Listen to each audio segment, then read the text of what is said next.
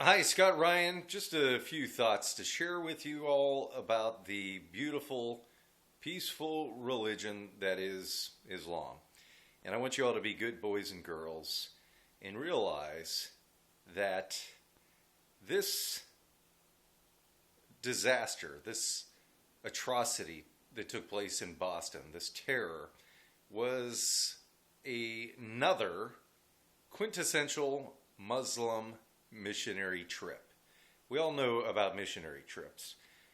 Radical Christians tend to go on missionary trips, and many of us know people who have gone to third world countries all around the world and the United States and have made sacrifices. I know many who have used their vacation time to go and perform medical procedures in third world countries for free, of course, and also have gone to help build houses and just to do things from their heart. There's no accolade, really, no awards given for doing so, no vested financial interest in this world, but simply out of the love of their heart, which comes from the Great Commission which Jesus Christ gave his disciples.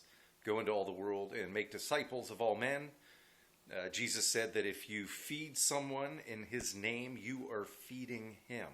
If you clothe someone in his name, you are clothing him. Now let's contrast that with the Muslim missionary trip. I don't know how many people out there, while they're praising like the media and the Hollywood, after every horrible atrocity committed by Muslims, they can't wait to come out and tell us what a beautiful religion it is and how this is not representative of Islam. Now, these are completely ignorant people who know nothing about Islam other than that they've heard other people talk about what a beautiful and peaceful religion is. Islam means peace, they tell us. But ask yourself the question. You've heard of, if you don't know personally, Christian missionaries of all denominations of Christianity, general Christianity. But how many of these sagacious people who tell us how peaceful Islam is, how many missionaries in the traditional sense do they know who are Muslims? Where are these missions trips?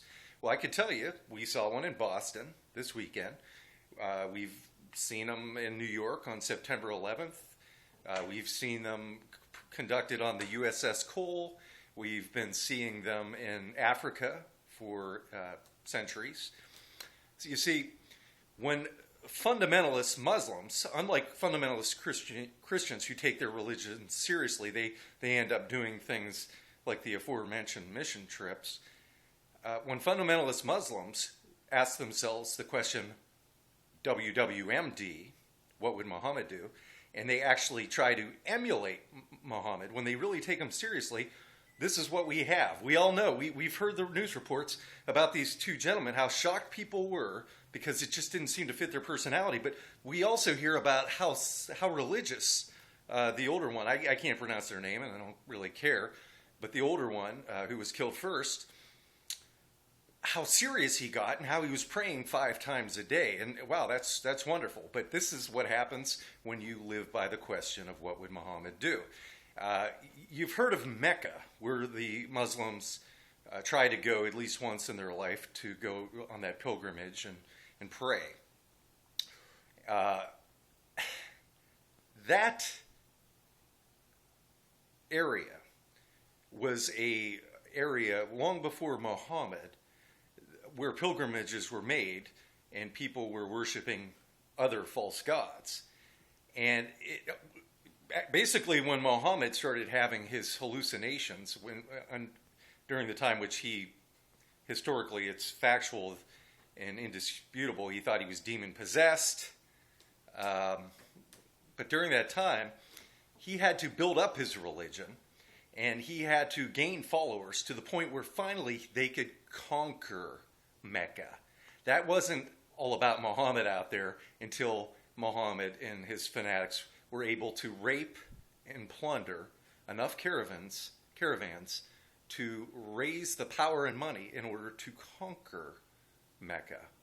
And they have done that. Muhammad did that throughout his life. They went from country to country and murdered, raped, and plundered and forced conversions to Islam. And that's what goes on in Africa today.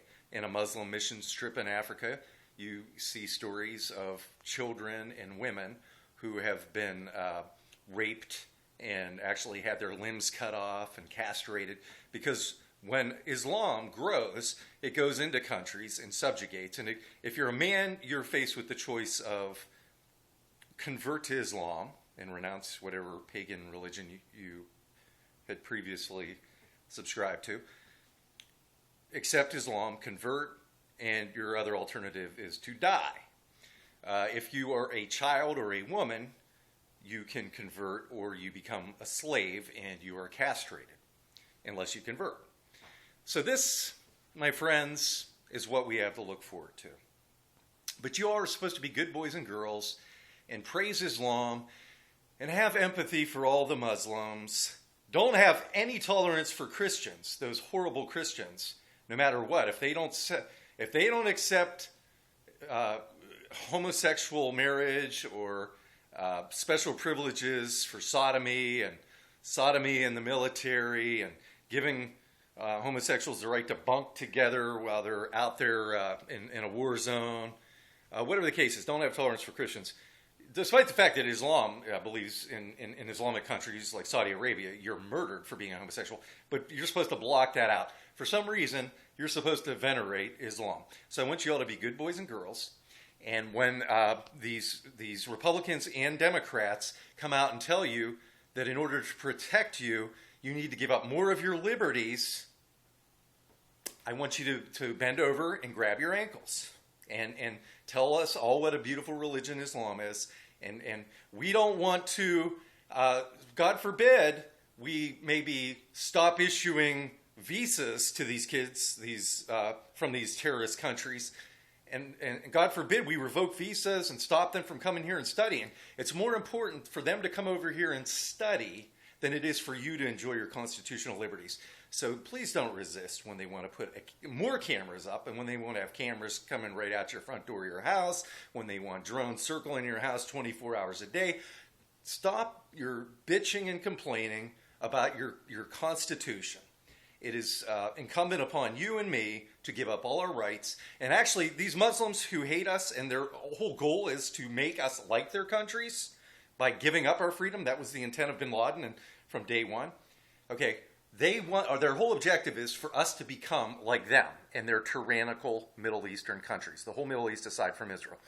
So we're supposed to become what they want us to be in the first place. Subjugated slaves who were deprived of all freedoms and freedom of religion. And we're all to venerate Islam, just like they want us to. We're supposed to basically sacrifice and become them in order to protect ourselves from them forcing us to become them. It really makes no sense. It's a vicious, idiotic circle. But these are people, ladies and gentlemen, in Washington, D.C., these are imbeciles. If we suppose them to be sincere, then we must really pity their ignorance. But if insincere, then we must abhor the spirit of deception which they betray, and they do, as Alexander, using a favorite quote of mine from Alexander Hamilton. It doesn't really matter if these people are evil or just unmitigated fools. You're expected to lose your liberty, and it's coming soon. And it's almost inevitable. The tide is here. We are supposed to surrender all of our liberties in order to protect ourselves from the Muslims coming here and studying and killing us subsequently, instead of tightening up things. So I just want you all to know that. Be good boys and girls, and grab your ankles. Thank you for joining me. Scott Ryan.